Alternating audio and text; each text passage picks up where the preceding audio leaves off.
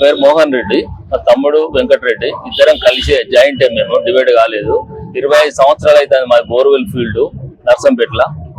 మేము వేసుకుంటూ అందరికి వేసుకుంటా బతుకుతాను. మేము ఈ పెద్ద Sudarshan Reddy civil supply chairman అయినాక మా ఎంబడిబడి బోర్లు వేపించుకున్నాడు. ఆయనకు ఫుల్ సపోర్ట్ వచ్చింది. అప్పుడు మిషన్ భగీరథ లేదు ఆ టైంలో. ఎమ్మెల్యేగా నిలబడ్డాడు, గెలిచిండు. ఈ బోర్ల సపోర్ట్ తోటి గెలిచిండు. ఆయన గెలిచినాక బిల్లు ఇస్తా నెలకో 2 నెలలకో ఇస్తాడని మేము అనుకున్నాం.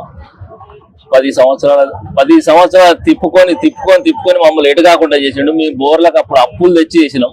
ఆ అప్పులు ఇప్పుడు ఘోరమైన వడ్డీలు అసలు బాగా పెరిగిపోయినాయి. వాటికి తోటి మేము తట్టుకోలేక 5 నెలలు అయింది ఈ షాప్ బంద్ చేసి. మహేశ్వరం విలేజ్ లో ఇల్లుకు తాళం పెట్టి 10 నెలలు అవుతుంది. భూములు దున్నుకుంటాను. నా మీద అప్పులు ఇచ్చిన వాళ్ళు కేసులు వేసిండ్రు. వాళ్ళతో తట్టుకోలేక మేము ఒక దొంగ లెక్క బయట తిరగవలసి వస్తుంది. ఈ సుదర్శన్ రెడ్డిని అడిగితే నేను ఇస్తా అని ఎప్పుడు అదే అంటాడు.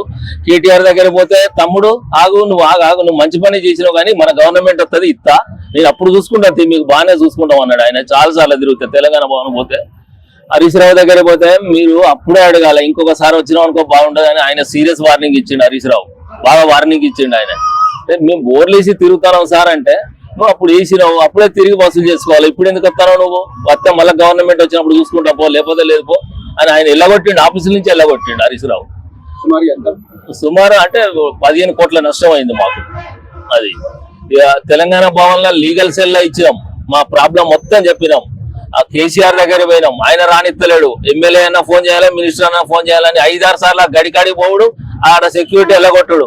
మామూలు ఉన్నోని లోపడి రానియకపోతే, బాధతోటి పోయినోని లోపడి రానియకపోతే ఆయన ఏం సీఎం అన్నట్టు, దేనికి సీఎం అన్నట్టు ఆయన కొంచెం ఆలోచన ఉండదు ఆ మనిషికి.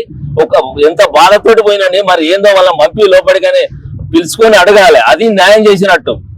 అది సీఎం కు తగ్గట్టు హోదా కాదు. ఆయన అసలు ఆ వాల్యూ మనిషే కాదు.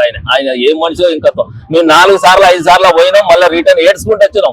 ఎవరు చెప్పుకోవాలని, ఎక్కడ పోయినా న్యాయం జరుగుతుంది మాకు. ఆ తెలంగాణ ఫండ్ ఉన్నది, టిఆర్ఎస్ ఫండ్. ఆ ఫండ్ నుంచి అన్నా మాకు 15 కోట్లు ఇవ్వాలి. లేకపోతే పెద్ద సుదర్శన్ రెడ్డి అన్నా మాకు 15 కోట్లు ఇచ్చి మాకు న్యాయం చేయాలి. లేకపోతే మేము తెలంగాణ భవన్ పోతాం, మా కుటుంబం మొత్తం పోతాం, పెట్రోల్ పోసుకొని అన్నే చచ్చిపోతాం మేము. మా లాస్ట్ అదే ఫైనల్ గా మాది అదే ఆలోచించుకున్నాం.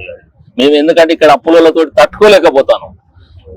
షాప్ బంద్ చేసుకుని అవమానపడ్డాం. అందరితోటి దగ్గర తెచ్చుకున్నాం. వాళ్ళ పరిస్థితులు కూడా ఘోరంగా ఉన్నాయి. మాకు ఇచ్చిన వాళ్ళు అప్పులు, వాళ్ళు కొంతమంది చనిపోయి ఉన్నారు, కొంతమంది కాళ్ళు ఇరిగి ఉన్నారు. వాళ్ళ మాటలు చూస్తే మాకు బాధ అనిపిస్తాను. మేము మీ దగ్గర తెచ్చుకొని ఆయన బోర్లు వేసి మధ్యలో మేము బలి అయిపోయినాం. ఇప్పుడు ఆయన మంచిగానే ఉన్నాడు, ఎమ్మెల్యే గెలిచిండు, 100 కోట్లు సంపాదించుకున్నాడు.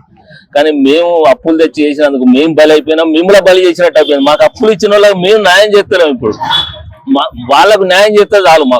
మాకు కావాల్సింది కదే. ఇక అది పనులు అమ్ముకున్నవారు రోడ్డు మీద పడ్డాం.